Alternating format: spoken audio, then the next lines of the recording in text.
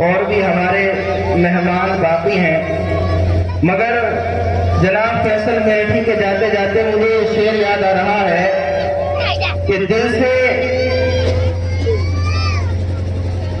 ये शेर मैं अर्ज करूंगा कि क्या ही खूब था तेरा अंदाज दिलकशाना, क्या ही खूब था तेरा अंदाज दिलकशाना, तड़पा गया दिलों को तेरा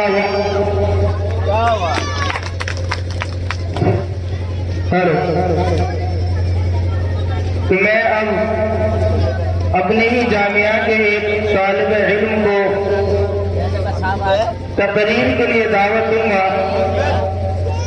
मोहम्मद नाजिम, ये बच्चा आप हजरात के सामने अपनी मुल्क की शान में तकरीर पेश करेगा। मोहम्मद नाजिम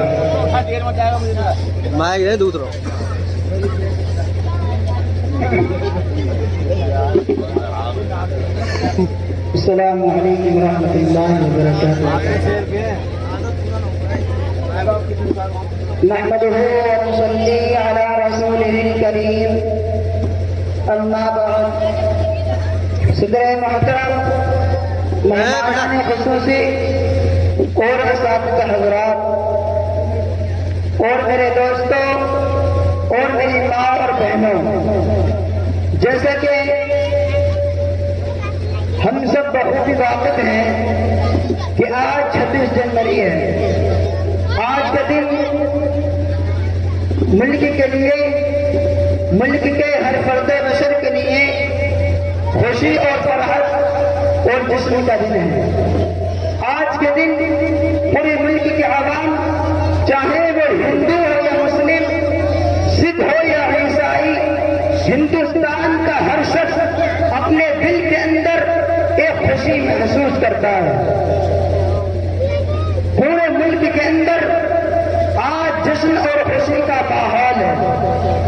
हमारे मुल्क अजीज के अंदर दो दिन पूरे मुल्क के अवाम के लिए बहुत ज्यादा अजमतों के हावी हैं।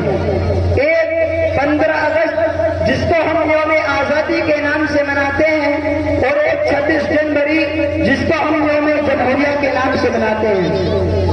आज आप हिंदुस्तान के किसी भी गोशे में चले जाएं, शहर हो या कस्बा, देहात हो या करिया, हर जगह हर तरफ लोग आपको 26 जनवरी का जश्न मनाते हुए नजर आएंगे। और अल्हम्दुलिल्लाह हम सब भी यहाँ पर अपने वतन अजीज का जश्न जमहूरिया मनाने के लिए जमा हुए हैं। लेकिन दोस्तों, दिल में सवाल पैदा हो रहा होगा, आखिर ये जश्न जमहूरिया क्यों मनाया जाता है?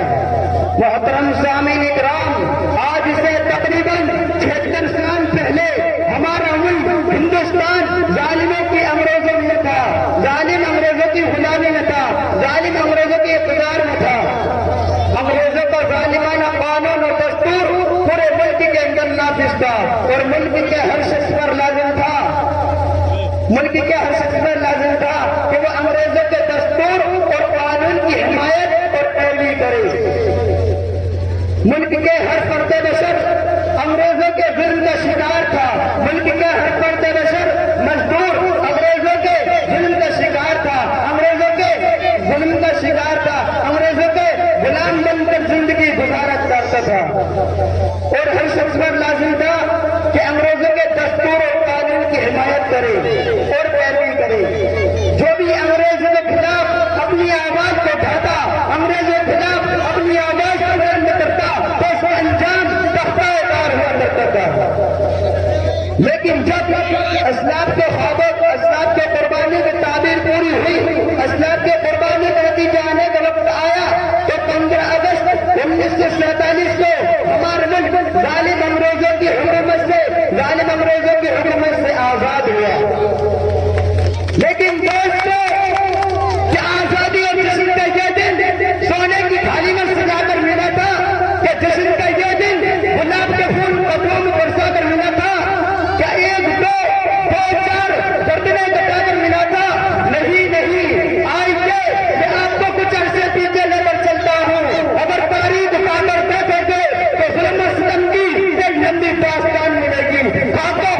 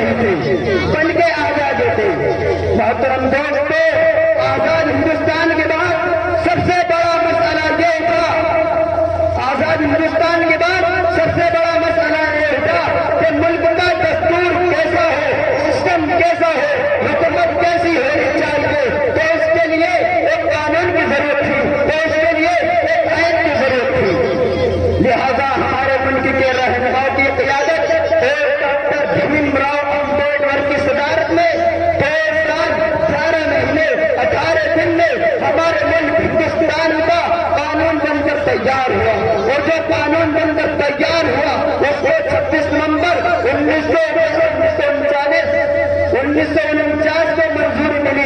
26 जनवरी 1950 को हमारे मुल्क के अंदर नाफिज किया गया।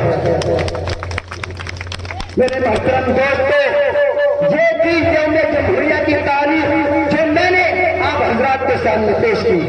अब हमारा फर्ज बनता है कि हम आपस की कटोरत और रंजिश को मिटाएं और अपने बड़ों की कुर्बानियां और अपने बुजुर्गों की कुर्बानियों को जाया न होने दें।